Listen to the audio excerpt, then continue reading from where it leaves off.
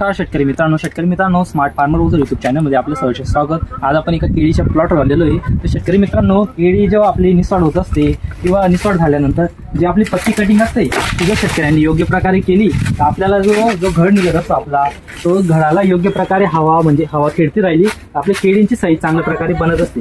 शेतकरी मित्रांनो, आज आपण केळी पिकाच्या प्लॉटवर आलेलो आहे आणि शेतकरी मित्रांनो, जेव्हा आपली केळीचं निसवड झाल्यानंतर जेव्हा आपण स्प्रे घेत असतो केळीच्या फळांना याच्यावर घडावर जो स्प्रे घेत असतो तर त्याच्यामध्ये आपल्याला काही बुरशीनाशक वापरावं लागत असतात, काही कीटकनाशकही वापरावं लागत असतं। तर शेतकरी मित्रांनो, ॲग्रिसर्च कंपनीचं एक एक्स्टर्न पॉवर म्हणून औषध असतं। तर त्याच्यामध्ये कंटेंटचा जर विचार केला तर त्याच्यामध्ये नायट्रोजन, त्याच्यानंतर पोटॅशियम, कॅल्शियम, मॅग्नेशियम आणि बोरॉन असे 5 प्रकारचे अन्नद्रव्य त्यामध्ये असतात। तर ते स्पेशली आपले जे फ्रूट असतात किंवा केळीवर साईज बनण्यासाठी वापरतो। शेतकरी मित्रांनो, नायट्रोजनमध्ये क्लोरोफिल चांगल्या प्रकारे झाडामध्ये तयार होत असतं आणि ऑलरेडी झाडावर फवारणी केल्यामुळे ते चांगल्या प्रकारे झाडाला लगेच तिथे अवेलेबल होत असतं। आणि शेतकरी मित्रांनो, जर पोटॅशचा विचार केला तर जे आपलं केळीची जी साईज असते, आता एक फळं असतात, साईज बनण्यासाठी पोटॅश हे मदत करत असतं। आणि शेतकरी मित्रांनो, कॅल्शियम, मॅग्नेशियम आणि बोरॉनमुळे झाडामध्ये जे पेशी असतात ते लवकर तयार होत असतात आणि अन्न लवकर तयार करत असतात बोरॉन। आणि मॅग्नेशियममुळे आपल्या प्लॉटमध्ये चकाकी आपल्याला पाहायला मिळत असते। आणि शेतकरी मित्रांनो, कॅल्शियममुळे झाडाला अन्न तयार करण्यासाठी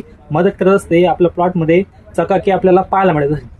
शेतकरी मित्रांनो, एक्सटर्न पॉवर वापरण्याचे असं फायदे आहे। त्याच्यानंतर एक्सटर्न पॉवर वापरत असताना जर आपला पाणी चालू असल्यामुळे काय असतं, आपल्या झाडामध्ये अजैविक ताण, त्याच्यानंतर कमी पाण्यामुळे सुद्धा अजैविक ताण तयार होत असतो। काही सकिंग पेस्ट असतात किंवा काही वारा वगैरे याच्यामुळे जे दुष्परिणाम केळीमध्ये होत असतात त्यांचं भरून निघावं त्यासाठी हे एक्सटर्न पॉवर तयार केलेलं आहे। प्रतिपंप आपल्याला 50 ते 75 ml दरम्यानमध्ये आपल्याला वापरायचं आहे। आणि एक सिलिकॉन बेस स्टिकर याच्यासाठी कंपल्सरी वापरायचं आहे। एक बुरशीनाशक असतं ते याच्यासोबत कंपल्सरी वापरायचं। काय असतं शेतकरी मित्रांनो, कुठं पाणी वगैरे वरून येत असतो, तो पाणी साचल्यानंतर इन्फेक्शन होत असतं, बुरशी तयार होत असते। त्याच्यासाठी आपल्याला नेटिव्ह झालं, त्याच्यानंतर अमिस्टा टॉप झालं सिजंटाचं, अशा प्रकारचे चांगल्या क्वालिटीचे बुरशीनाशक आपल्याला वापरायचे। शेतकरी मित्रांनो, काय असतं तर दाडधडक आता हे काही शेतकरी पानं कटिंग करत नाही, त्याच्यामुळे काय असतं आपल्या प्लॉटमध्ये सकिंग पेस्टचा समजून घ्या, आता मच्छर वगैरे असतात किंवा आपले जे मावा वगैरे असतो त्याच्यामुळे सकिंग पेस्टचा अटॅक होतो।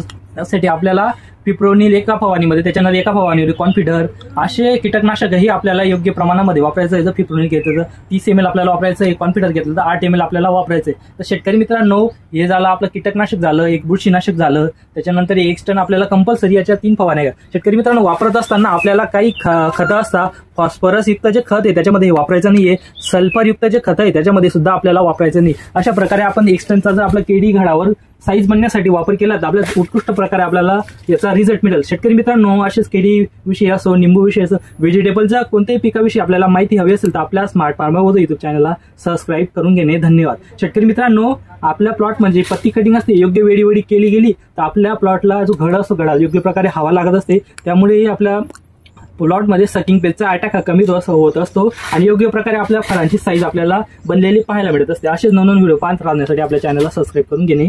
धन्यवाद।